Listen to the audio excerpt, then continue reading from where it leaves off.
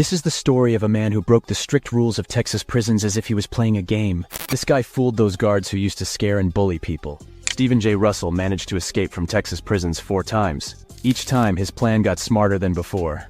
The last time, he did something so incredible that people thought it was a movie story. Let's start from the 1990s. Back then, Stephen was just a regular guy. He had no criminal record and worked as an accountant in a company. Life was going smoothly. But suddenly, his boss fired him without any good reason. Stephen felt really bad about this. He had worked honestly his whole life, putting in long hours. And what did he get in return? Disrespect and unemployment. This incident changed his whole outlook. He went from being a quiet, law-abiding person to an angry man full of hate. Now Stephen started thinking the system was wrong. He decided he'd trick the system too. Stephen was really good at talking to people. He thought, why not use this talent to commit fraud? At first, he did small frauds, mostly targeting insurance companies. He'd fake accidents and then claim insurance. Sometimes he'd go to dangerous extremes, but he was willing to do anything for money. In 1992, one of Stephen's scams was caught. The police found him and arrested him. The court sentenced him to 6 months in jail, but Stephen already had a plan to escape. He had no intention of serving the full sentence. As soon as he got to jail, Stephen started his work. He watched the guards and workers closely. He noted their routines and movements. In just a month, he found a simple way to trick the guards. Stephen noticed that some workers come and go in the jail. They wear regular clothes, not prisoner uniforms. They have walkie-talkies. When they're leaving, they just knock on the guard room window. The guards see them and open the door. So easy. Stephen realized these workers weren't regular jail staff. They come from outside, do their work, and leave. Now he just needed civilian clothes and a walkie-talkie. He made a deal with someone to get these things inside. The next day, Stephen started executing his plan. He wore civilian clothes and took a walkie-talkie. Then he walked around the jail as if he was doing an inspection. Talking on the walkie-talkie, he reached the guard room. He lightly knocked on the window and signaled that he needed to go out. The guards opened the door without thinking twice. That's all it took. Stephen was free again. So easily that no one even suspected anything. Now he had to create a new identity and hide somewhere. He went to Florida. He remained a fugitive there for 2 years, from 1992 to 1994. But fate had other plans. In 1994, Stephen tried to commit a big fraud. He made fake insurance checks, but this time luck wasn't on his side.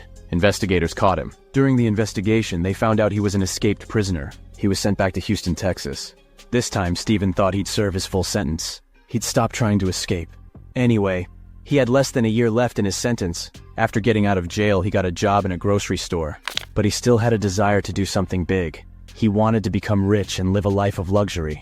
Slowly, a new plan started forming in Stephen's mind. This time he wouldn't do some small fraud. He'd do something that would get him so much money that he'd be set for life. He was just waiting for the right opportunity. One day, an advertisement appeared in the newspaper. One of America's biggest health insurance companies needed a financial manager. This was a golden opportunity for Stephen. But there was a problem. He had neither the degree nor any experience in this field. But could this stop Stephen? Absolutely not. He made his resume. He wrote fake degrees, fake qualifications. He even wrote fake experience of working in several insurance companies. But this was just the first step. Now Stephen had to learn everything about this position. He bought financial newspapers like the Wall Street Journal. He read books on financial management. Stephen was very smart. Soon he filled his mind with all the information. He learned the language and terminology of finance. On the day of the interview, everything went perfectly. The interviewers were impressed by Stephen's impressive qualifications and talk. They thought he was the right candidate.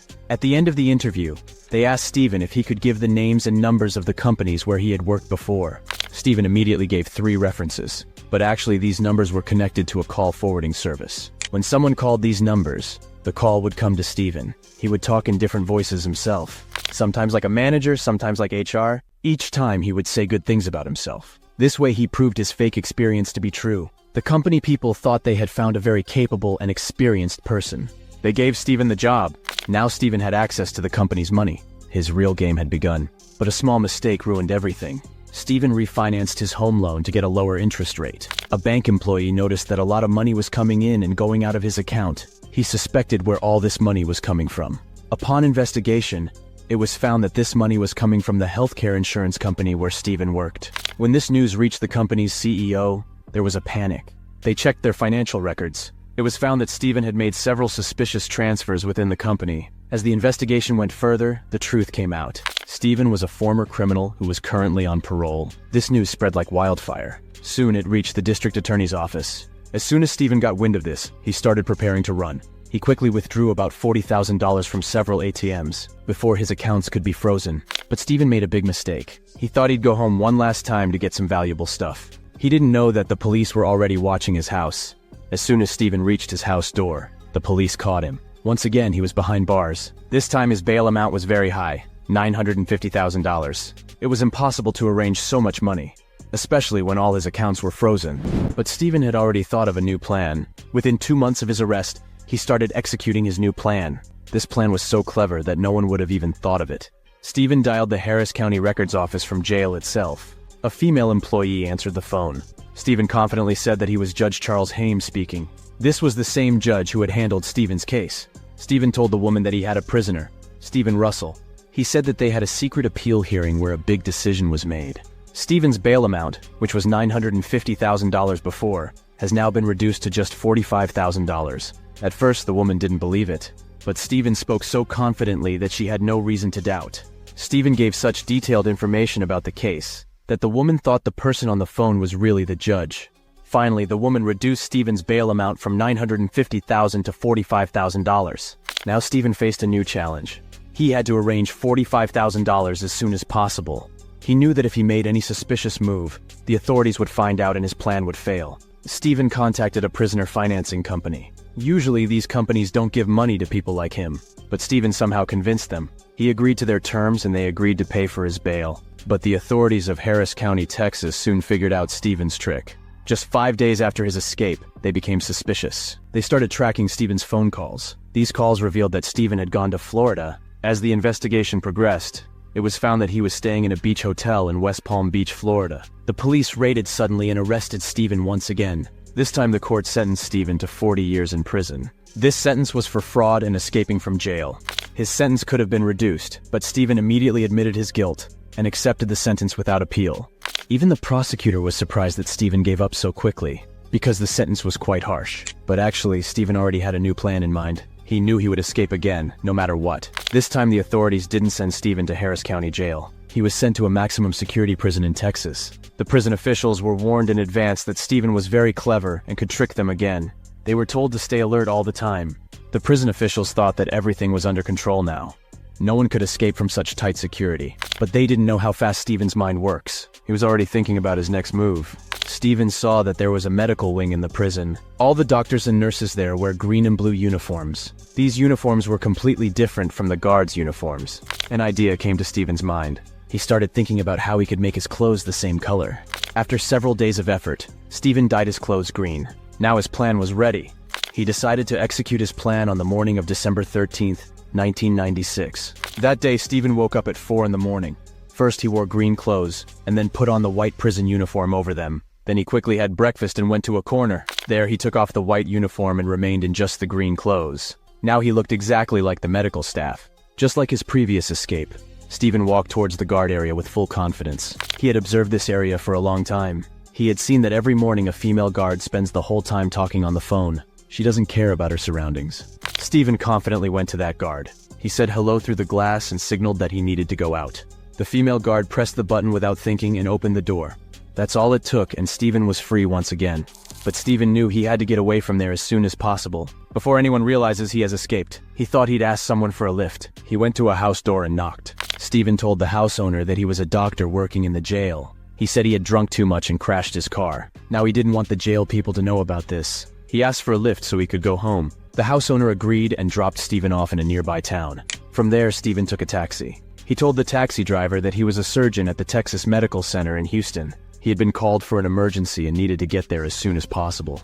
Reaching the medical center, Stephen told the taxi driver that he would get money from his hospital locker and pay him. But Stephen went inside and never came back. This way, Stephen successfully escaped from jail for the third time.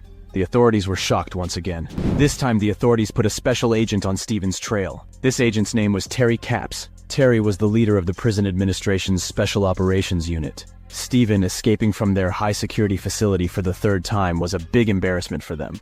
Terry had decided that he would save his institution's reputation and catch Stephen again. Terry knew that Stephen was an expert at deception and fraud. He knew that catching Stephen wouldn't be easy. Terry formed a special task force whose only job was to find Stephen. In the initial investigation, they found out that Stephen was in Huntsville, a town near the jail. But as we told before, Stephen had gone far away from there. He had reached Houston from Huntsville by taxi, and then he had left the state of Texas altogether. Stephen decided to go to Mississippi. He reached the city of Biloxi. There he could get a chance to gamble and earn some money. Meanwhile, Terry and his team were working day and night to find Stephen. They questioned many people. Finally, they found a person who had recently talked to Stephen. That man told them that Stephen was in Biloxi, Mississippi. As soon as Terry found out about this, he immediately contacted the marshal, or sheriff, there. He sent Stephen's pictures and asked to catch him. What happened next was just like in a movie. The sheriff himself was walking on the street. Suddenly his eyes fell on a man. That man looked exactly like the picture Terry had sent. Think about it. In the whole city, among so many people, the sheriff found the very man whose photo he had. Then what? The sheriff immediately caught Stephen. Once again, Stephen was arrested. He was sent back to the Texas Department of Criminal Justice. This time, the Texas authorities decided to teach Stephen a lesson. They sentenced him to 144 years in prison. Not only this, they said that he would not get any chance of parole, at least not for 11 years. Stephen was kept in a high-security unit made for the most dangerous criminals. Although Stephen had never killed anyone or committed any violent crime, he was still kept there. In this unit, prisoners have to stay alone for 23 hours a day. Only 1 hour is given for exercise and personal hygiene. That too under strict supervision. But Stephen was Stephen after all. He knew he had to find some way out. This time he was being watched closely. Escaping was almost impossible. But Stephen thought of a crazy plan. A plan that required not only trust, but also a lot of hard work. Stephen studied the parole rules. He found a loophole. He saw that prisoners suffering from serious and chronic diseases could be given parole. He decided to take advantage of this. Stephen thought he would convince the authorities that he had AIDS, but this was a very difficult task. For this, he had to stay hungry for many months. He would deliberately vomit. He would show various symptoms. Not only this, he also tampered with medical records. By bribing a staff member, he got AIDS written in his records. Slowly, Stephen's AIDS symptoms started showing, and the medical records also said the same. Stephen pretended to be bedridden for 8 months. During this time, no jail doctor re-examined him. They were trusting the medical records and initial diagnosis. Stephen's final goal was to convince the authorities that he was on the verge of death. Only then would they give him parole and send him to an outside care center. For this, he did the most dangerous and difficult thing. Stephen collected his medicines for several days. Then one day he took an overdose of all those medicines. This made him unconscious, and he remained in a coma for 4 days. After enduring so much pain, the jail doctors finally believed that Stephen had only a few weeks left. They approved Stephen's parole application. He was sent to a care center in Kennedy, Texas. But this time Stephen thought of something different. He wanted to escape from the authorities forever. So he decided to fake his own death.